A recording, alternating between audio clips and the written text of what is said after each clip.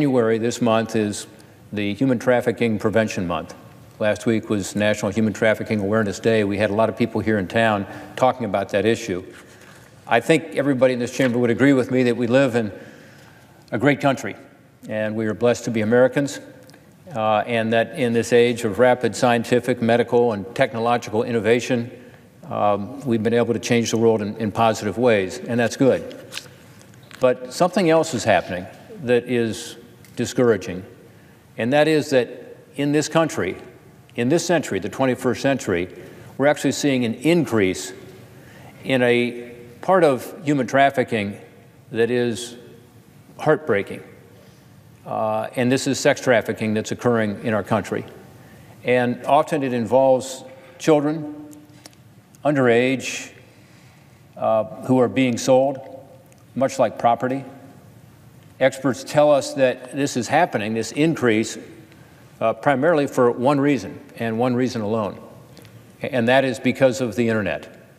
It's sort of the dark side of the internet. It's a ruthlessly efficient way to conduct this business, this trafficking business. And to me, this is a stain on our national character. It's something we should all be involved with, Republican, Democrat alike, all of us as Americans, to say, let's push back. Let's not allow our country during this period of, again, so many positive technological changes to be able to use this technology, in this case, online websites selling people, in a way that devastates these families and creates so many dislocations in our communities. Traffickers are using the internet because of the fact that Congress, this body, the House and the Senate passed legislation 21 years ago that they're able to hide behind. They have an immunity under federal law. It's called the Communications Decency Act. Ironically, it was actually put in place to be able to push back against child pornography. In other words, protect children from viewing pornography. And it's being used now to say, well, we don't have responsibilities as websites, even if we knowingly are selling children online. Can you imagine that? Our legislation to deal with that is something we've been working on for a couple of years. We had a 2-year investigation of this online trafficking, focused a lot on one website, an evil website that sells people online and knowingly has been providing ads out there for underage girls and boys, Backpage.com. And as we looked into it and did more and more research, it became clear that even though they were doing this, and even though there were people suing them because of it, none of the lawsuits were successful, whether from prosecutors or from victims, whether criminal suits or civil suits, because of this immunity that they were claiming under federal law.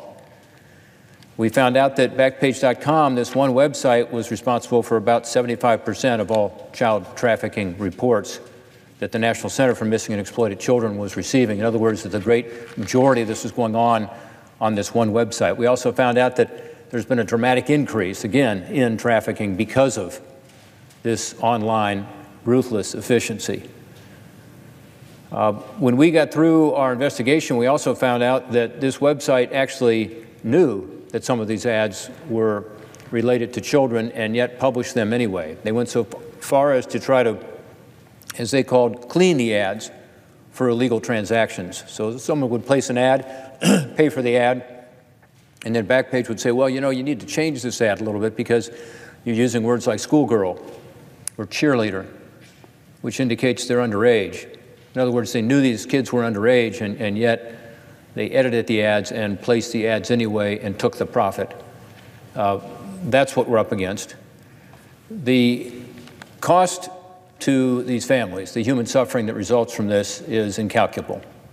I've met with victims all around the state of Ohio and some from other states who have come here, as they did last week for this rally.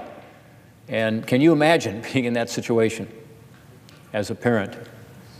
Kabiki Pride, who was here last week, had her 14-year-old daughter go missing. And, you know, she was a teenager, and her mom was just stricken with grief and concern over her. 10 weeks, couldn't find her anywhere. Finally, somebody said, you ought to look on this website called Backpage because, they are selling girls online. God forbid they were right. And she found her daughter. She found a photograph of her daughter, several photographs. Not photographs she wanted to see, but on the other hand, there was her daughter alive. And she said, my first reaction was just relief that she was alive. And then, of course, I called Backpage and I said, I found my daughter. She's on your site. She's 14 years old. Can you please take her ad down? And Backpage said, did you pay for the ad? She said, well, no, I didn't pay for the ad. That's my daughter. She's 14 years old. They said, no, we can't take down the ad. You didn't pay for it. Can you imagine? Now, she eventually was reunited with her daughter, and there's a film called I Am Jane Doe where she, among other women and mothers and young women, are featured, and you can see more about her story, what a brave woman she is, because she's now standing up to it. She filed a lawsuit, but the lawsuit was not successful because the judge said there's this immunity. And by the way, the courts that have ruled that these websites are protected by this federal law have said that Congress ought to do something about that. Most recently, last August, a Sacramento judge dropped charges against Backpage, stating, and I quote, if and until Congress sees fit to amend the immunity law, the broad reach of Section 230, which is the section of the Communications Decency Act, even applies to those alleged to support the exploitation of others by human trafficking. Now, to me, that's an invitation for Congress to act, saying, we get it, they're exploiting human beings online, but this federal law gives them this immunity. This immunity was put in place, in an effort 21 years ago to try to ensure we could have a free internet, and that's very important, but it was never intended to provide an immunity to illegal activity like this. Certainly not to keep people in the business of sex trafficking. That injustice is why we introduced our legislation. It's called Stop Enabling Sex Traffickers Act, or SESTA. I introduced it with Senator Blumenthal, McCain, McCaskill, Cornyn, Heitkamp, and others. And Senators Thune and Nelson took this bill through the Commerce Committee late last year. And by the way, we had a spirited debate in that committee. It ended up coming out of the committee with a unanimous vote. Why? Because after hearing from the victims, after hearing from the experts on both sides, senators said, whoa, this doesn't make any sense. And it's our responsibility as senators to change this law. It provides justice for victims of online sex trafficking because they'll have the opportunity to sue. Hold these websites accountable that knowingly facilitate crimes. It also helps in terms of prosecutions because the state prosecutors now, the AGs, the local prosecutors at the state level will be able to have access now to the courts to be able to take on these websites and, again, hold them accountable. The prosecutions, again, have been thwarted because of this immunity. These are very narrow changes. They don't affect the freedom of the internet at all. In fact, I would argue it helps to ensure a free internet to take care of these bad actors. And by holding these folks accountable, it's going to provide the justice that the victims deserve.